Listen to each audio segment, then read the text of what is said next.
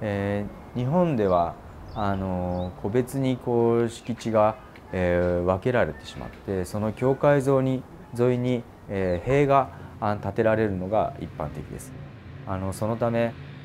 隣とは無関係になったりとか、また隣との間が日当たりが悪くなって風通しが悪い、隙間のような場所が生まれているのが現状です。そういうなんというか個別的、個人的な状況をなんとか改善したいというふうには思っていました。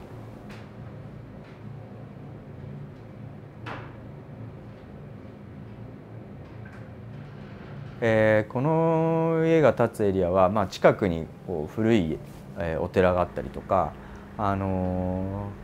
緑の豊かな、公園があったりとか、そういう自然豊かな住宅地に、敷地はあります。周りを見ても庭を持つゆったりとした古い家も多いです。この敷地は、全体としては約200平米ぐらいの道路の二面道路に面する角地にある敷地なんですけれども、そういう自然豊かな環境と連続するようなことを考えていました。この場所がどうしてもその建蔽率が40% っていうそういう制限されている場所なんですけれども、そういう制限がこの庭を持ったり植物を持つというそういう環境を作っていると思っています。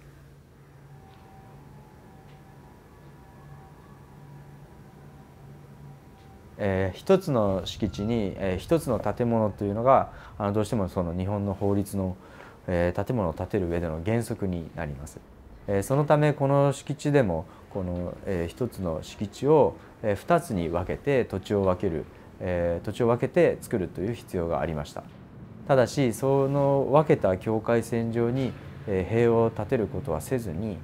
それぞれの場所を出し合って、共有のこういう細い路地を作ることを目指しています。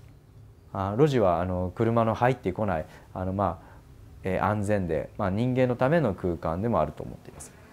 そういうところでは例えば植物が置かれたりとか、子どもたちが遊んだり、お年寄りが言葉を交わすような、そういうさまざまなことが生まれる場所ですし、昔の日本のその町の中にもたくさんありました。でもそういう、意味ではそういう中間的な場所というのが今の日本のその住宅ではなかなか失われているようなことが今現状です。今回はその2つの家の間に細い路地を作ることで、それぞれの家族が緩やかに関係するようなそういう昔ながらの町並みみたいなものを作りたいと思っています。また細長いどうしても細長い敷地になるので、それゆえに建物も細長くなります。そういうふうに細長くなることによるその長さを生かすことによって2つの建物が互いに関係し合うような住宅をイメージしました。ただしこの場所は建蔽率の制限が厳しいので、長い建物を建てることはなかなか難しいです。そのため地面から1メートル以下の高さの建物であれば建蔽率を不参入っていう、そういう法律があるので、それを使って少し上がったテラスを作ったりとか、その下を半地下の空間として内部でつないだりとかしています。2棟はそれぞれテラスを持っていて、それをお互いにずらして配置しています。リビングの前にはもう一方のテラスがあって、視線が抜けて開放感が生まれるようなそういう計画をしました。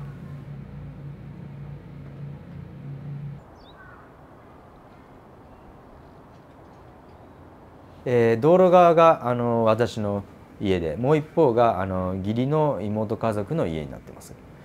2棟の間の門扉を開けて、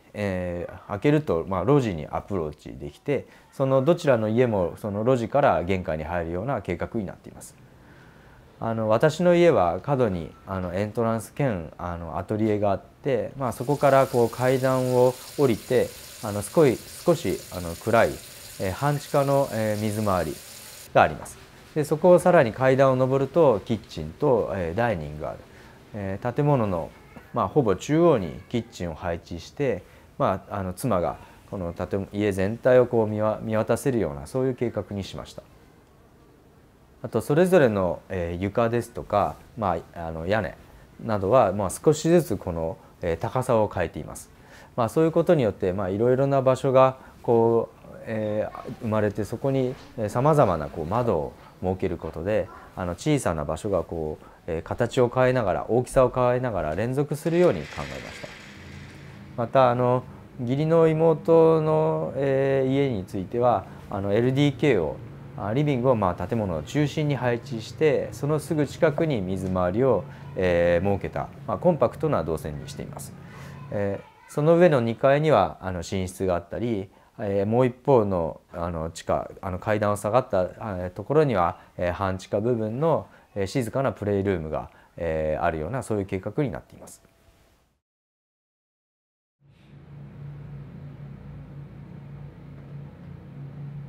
どうしても幅が小さい家なので必然的にその屋外が近いです。外部が近い。そうするとさまざまなところにこう窓を開けることで、日当たりがこう良くなったりとか、風通しの良い住宅っていうことを考えました。また上の窓からはこう空が見えたりとか、こう低い窓からは土や植物が見えたりとか、そういう自然と近く隣接関係するようなおおらかな住まいを目指しています。他にも私の家の屋根は一部に FRP にした屋根ところがあるんですけれども、そういう屋外のような場所にしたりとか、涼しい半地下ですとか天井の高い場所などさまざまな環境というか温熱環境を生んでいます。その温度差を生かしながら暖かい場所だったらここ、涼しい場所だったらここみたいに自分の場所を選べるようにしています。これは2つの家族の住宅であるんですけれども、同時にその全員で7人が暮らす小さな場所が集まったそういう小さな集落のようなものでもあると思っています。小さな場所、いろいろな場所がこう連なって、一人一人がこの自然や信頼できる人と関係を持ちながら自分の居場所を見つけられる、そういう他者と共におおらかに暮らすことが本当の意味での豊かさなのかなと私は考えています。